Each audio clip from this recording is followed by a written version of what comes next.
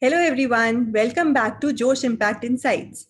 It's an exciting day as our guest today is from the media and entertainment industry. Please welcome Mr. Rajkumar Bidavatka, Company Secretary, Compliance Officer, and CSR Head at Sony Pictures Networks India. Mr. Bidavatka served the nation for 10 years in the Indian Air Force before embarking on his corporate journey. He has an overall experience of more than 35 years across various industries, including finance, manufacturing, civil engineering, IT, and media. At Sony Pictures, he has been instrumental in designing the company's CSR policy. So let's hear from him how they are making a positive impact in the society. What type of social causes do you support under your CSR policy? We have a CSR policy in place which actually guide us on the selection and implementation of CSR activities. Also, we have a CSR committee in place. My company has actually three pillars of CSR, that being education, environment, and empowerment.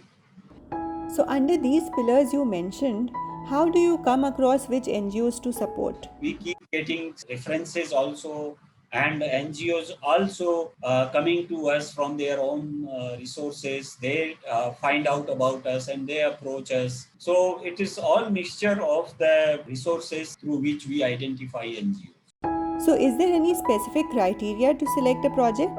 So definitely we select a CSR partner after a proper due diligence.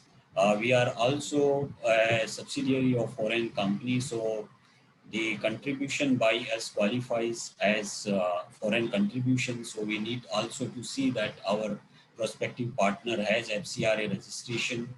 We thoroughly examine the 3 year track record of each such NGO, and also we thoroughly examine the activities and also their board of trustees or the directors before selecting such partner. In terms of spending, do you have any local area preference? Entire India is our playground. But yes, many of the times we spend much of our funds in this region because it also is easier to monitor, being closer to such activities. But yes, we have been spending our funds like in UP, Bihar, or say Bengaluru. What kind of difficulties do you face in finding a credible project? This is actually a difficult proposition to really select a credible NGO and credible projects, because many a times when we go out in the market, when we begin selection of partners, it becomes difficult, and by our choices become limited because of various reasons. Probably the NGO does not have that much of experience in those activities, or the governance is not that great, or it does not have 3 years track records, or it does not have an FCRA registration. All these factors contribute to elimination of many NGOs from the process. Sony Pictures has been instrumental in giving back to the society. Can you share with us some of your ongoing projects? We have many unique projects in empowerment and education space. Like in empowerment, we have projects in sports area, and we also support Paralympic athletes, which are again, groomed by voice sports for Paralympics.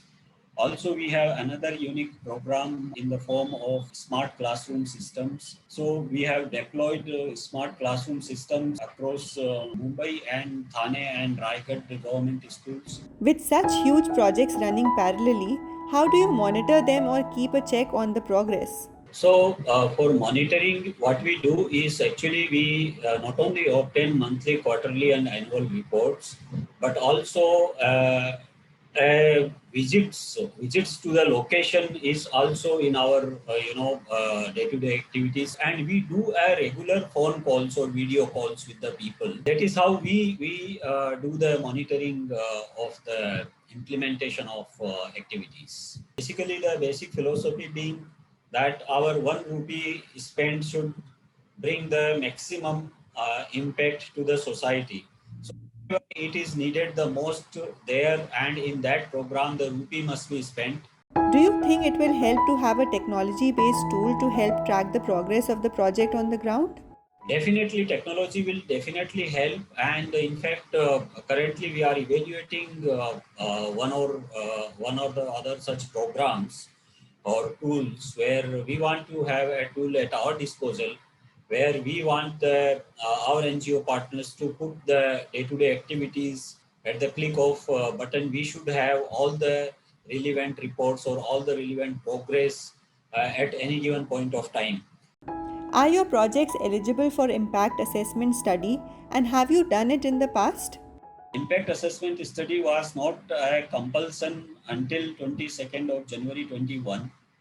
But we in fact did impact assessment through third independent party for one of our major project. Really, it was a very good study in that sense.